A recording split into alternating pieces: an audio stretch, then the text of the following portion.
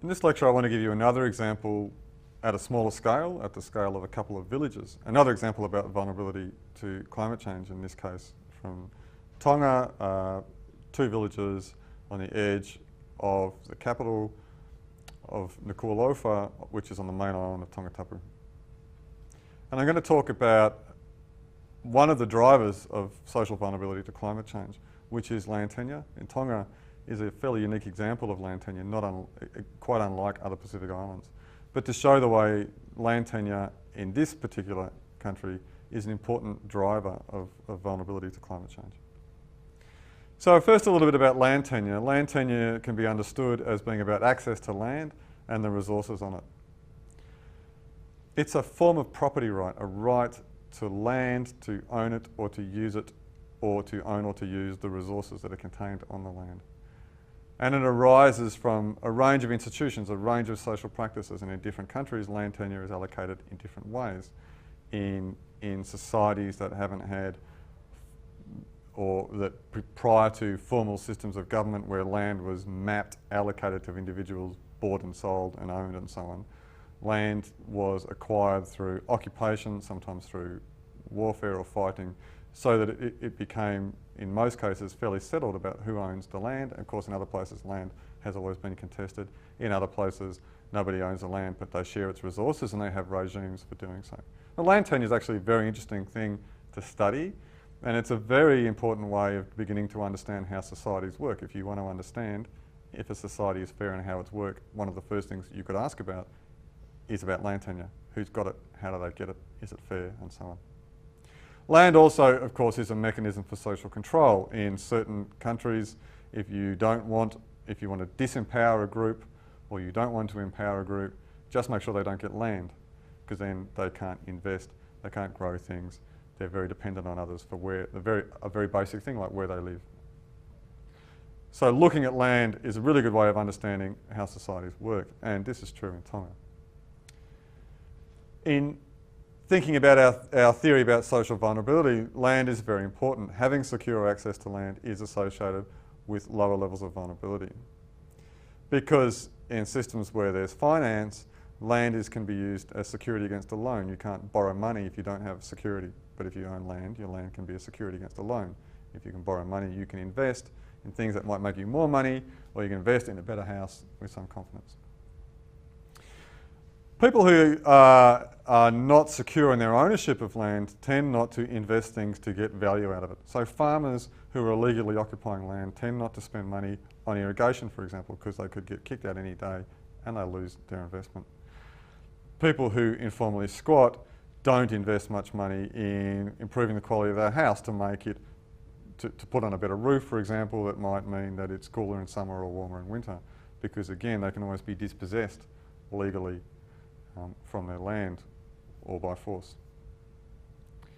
Land provides a means of subsistence, but you can grow things on your land. You can harvest water on your land. In developed economies, we can even produce considerable amounts of energy off our land.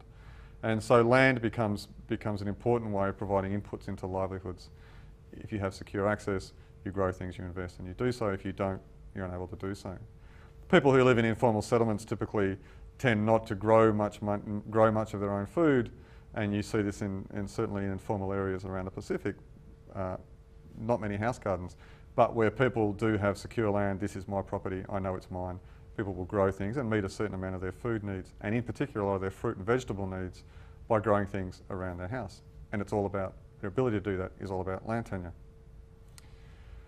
And land is a commodity. Land can be leased to others as a form of making income. It can be sold to others as a form of making income. If worst comes to worst, you can sell your land and get money and rent for a while or whatever. So it's a very, very important and powerful resource that gives people opportunities in their lives and gives people opportunities that help them deal with climate change better than those who don't have secure access to land. In Tonga, land is quite, the system of land allocation is quite unique in the Pacific, and it's effectively flowing from a feudal system. In Tonga has a king and a system of nobles, and that is a very important part of the story about land allocation in Tonga. In 1882, the Tongan Land Act gave all males the right to a tax allotment of 3.3 hectares, which is to be used for farming, a bush block, in other words, and a town allotment, a small town allotment, which is to be used for housing. So the idea here was that every male in Tonga should be able to have a house in a town as well as a bush block in which to grow their food. Population has grown, the population has moved around and has particularly migrated to the main island of Tongatapu. The system of freeing up nobles' land has perhaps been less efficient than it might have been, although that is now changing, such that the ratio now of eligible males to land, to bush block land, is now 2.6 males to every bush block, and to town allotments 1.9 males to every town block. In other words, there's twice as many people who have a right to land under the Tongan Land Act as there is available land. More people than land. And poverty and social opportunity in Tonga is to a considerable degree explained by landlessness. The people who don't have secure access to land in Tonga are typically poorer because they're either paying to lease, they may be paying through less legal systems to occupy land, and they have, as I was just explaining, less opportunity to invest and to do things in their land to generate income. This is just an idea. This is Tongatapu, taken from an aeroplane, so excuse the angle. And in fact, this is a village I'm going to be talking about, and you can see it looks like it's falling into the sea. And I'll explain why that's the case soon. This is the village of Papua, which I'll talk about shortly. Okay, so if you're in Tonga and you don't have land, you have a number of options. You can lease land from somebody else, but that requires money and it requires having somebody who's willing to lease, and there aren't that many people who are willing to lease that land. So it costs you money. And it's money that you wouldn't have to pay if the ratio of people to land was 1-to-1. So it's just simply, if you're landless, if you're one of the people who's at the back of the queue, you're paying more for land than people who are at the front of the queue. You can share land, you can co-inhabit land, but that requires you to have a family member or a friend with whom you're in very good relations, and guests always overstay their welcome. You can leave, you can go to another country, and Tongans certainly do migrate to fairly large degrees, but migration is quite difficult. It takes money, you require social networks, you have to be able to navigate visa barriers and so on. So not everybody can leave, and not everybody wants to leave, what's more. You can go to a noble and try and seek an allocation from a noble's estate, and there is a process for doing so, and it's a long-standing process. However, the nobles have progressively allocated a lot of their land already. Some are reluctant to do so. The process is not particularly transparent and can be very expensive. You can go to the government and say, I would like a share of the small amount of land that the government owns, but the government doesn't have any more land to give. It only owns a small amount of money and there's none to give away. Or you can squat. You can informally occupy a noble's land or government land, but you have absolutely no security of tenure there either. So if you're not getting your land allocation in Tonga, if you're a man and you're not getting your land allocation in Tonga, the options are basically all quite difficult and all quite expensive and all quite constraining. If you're a woman, you're dependent on men, and that's an even more difficult situation. So I want to talk about two villages. This village called Patangata, this is what it looks like from the air, and this is a map that I did this research with Natasha Chamberlain, and she collected a lot of this data. And the map is showing the sample of households we interviewed in the village of Patangata according to the impact of flooding upon them. And you'll see the circles indicating that those households are severely affected by flooding, the squares are showing that they're moderately affected by flooding, and the triangles are showing they're not affected by flooding. And I'll explain this distribution in a little while. Patangata is the story about who owns the land, and Patangata is not entirely clear, but it's prevailingly understood that this is government land, that it was land that the government owns that it had set aside for various forms of development that never materialised.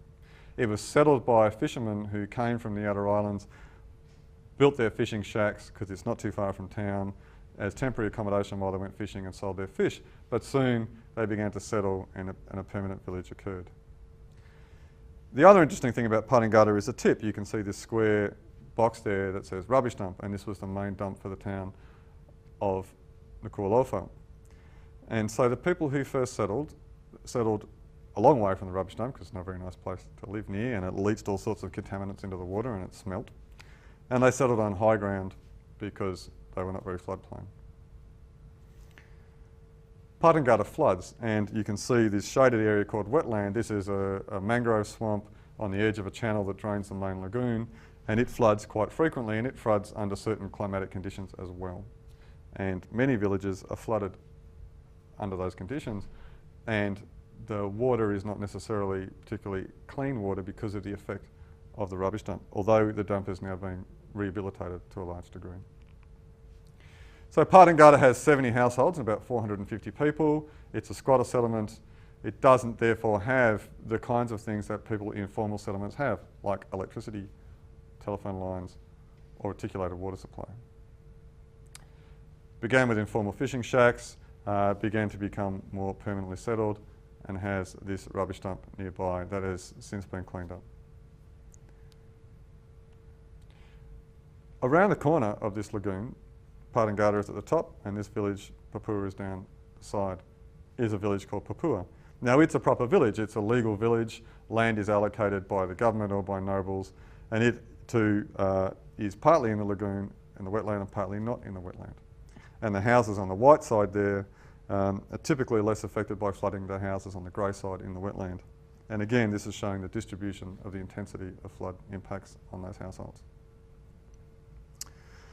There's a road that runs down the middle, and the road is more or less a dividing line between older people who live on less flood-prone land, people who've been living there a longer period of time, and more newer arrivals who live in the wetland, which is more prone to flooding.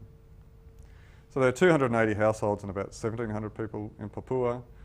The village was established on government land after a big cyclone in 1982, and a certain number of people were relocated to this village. The government contributed to the cost of building the main road from the town down to the bottom, but all the costs relating to every other form of development of that village, the roads and the elevation of land for them to build houses on the lagoon, have been met by households. So we surveyed 76 households across these two villages, and we found that 41% of households in Patangata and 54% in Papua stated that their land was inundated any time there was a lot of rainfall, and or when there was high tides, particularly very high spring tides, and that they could get flooded as often as once every few weeks. Flooding is a persistent problem, and in this environment, which is swampy mangrove forest on the edge of a rubbish tip, it's not particularly a nice experience.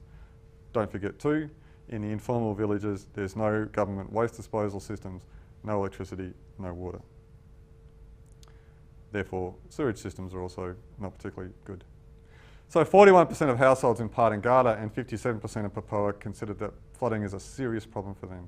And the impacts of flooding include having to walk through water that is not very clean and not very nice in order to leave their house, to send their kids to school or to go to the doctor or to go to work. That there's an awful lot of waste floating around, including human waste and animal waste in the flood waters. Not very nice water to be walking through. That there's this provides dangers to children as well as to their health. That you can't grow land, you can't grow food on these plots of land because the soil isn't there or it's very salty. That damage to the building occurs when the floodwaters are particularly high and the houses get flushed through with contaminated water. That it's very expensive to try and protect a house against this problem of flooding and erosion of land. That flooding causes standing pools of water, which then in certain, in warmer periods attract mosquitoes, and so infection by mosquitoes is much higher in these locations. Cars get stuck and it doesn't smell very nice.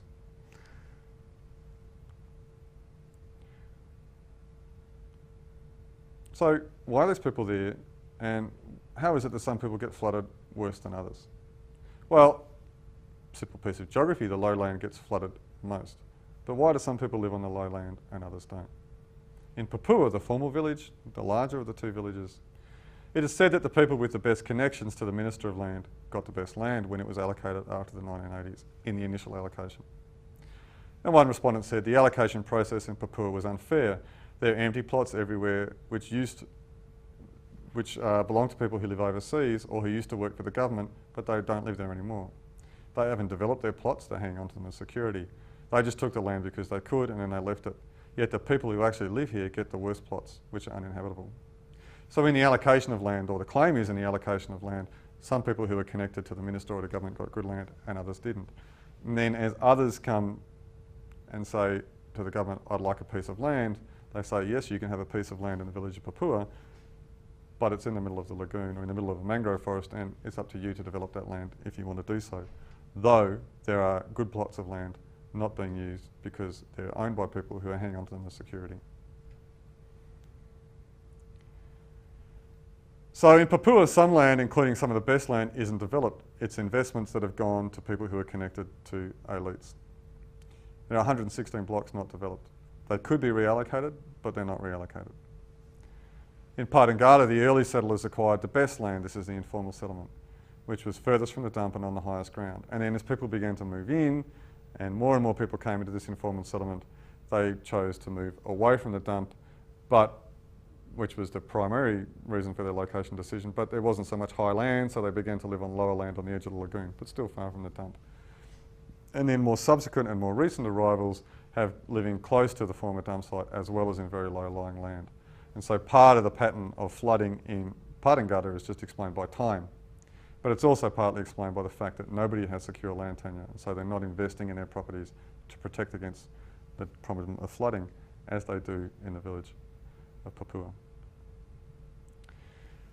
So land tenure is an important issue here. People who may be allocated a piece of land in the mangrove forest in Papua, if they can afford so, are secure in investing to protect that land, to build it up with rubble and to build a house and to continue to maintain it above the flood level. And they're safe in the knowledge of doing so, that it won't be taken off them because it's formally registered land over which they have tenure. Now it's expensive, but if they've got the money, they will make the investment with confidence. People who lease or who squat don't do so because it's not an investment worth making. It's not a good use of your money to build up somebody else's property or to protect a property that isn't yours and can be taken off you at any time.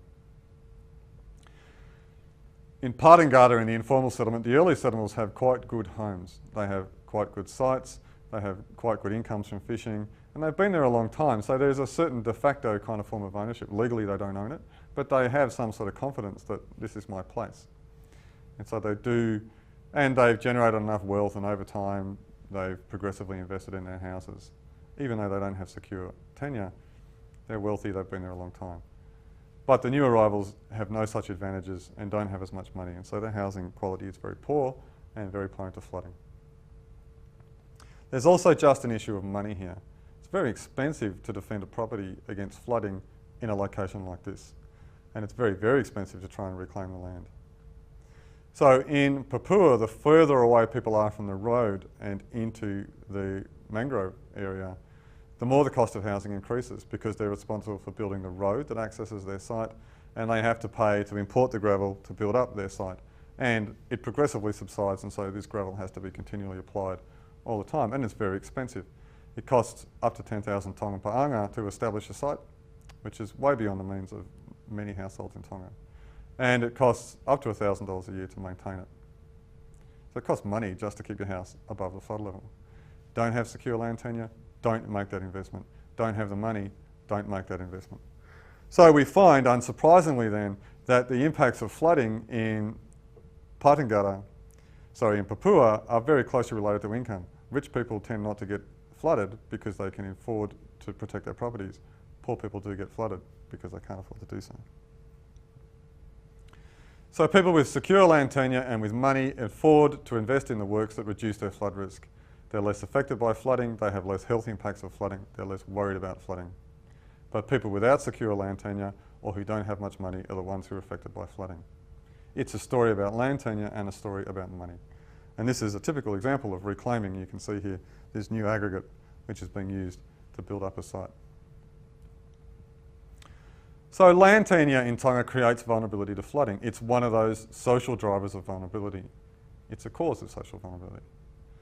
The institutions of land tenure favour those with the social networks, ties to government, and with the money, and discriminate people who are not connected to government and who don't have money. But we shouldn't assume that the people who are flooded, who are squatting in Patangata, or who are living in low-lying floodplain housing in Papua, are necessarily helpless or vulnerable. In the context of Tonga's land tenure system, they're making choices that work for them. And this last quote indicates this. Lots of people mock and look down on us, but we're proud. They wonder why we all choose to live in a swamp and don't try to get land somewhere else instead. It's because we may be in a swamp, but we have our freedom. It's our land and this is what we chose to do, and it's the best option for us.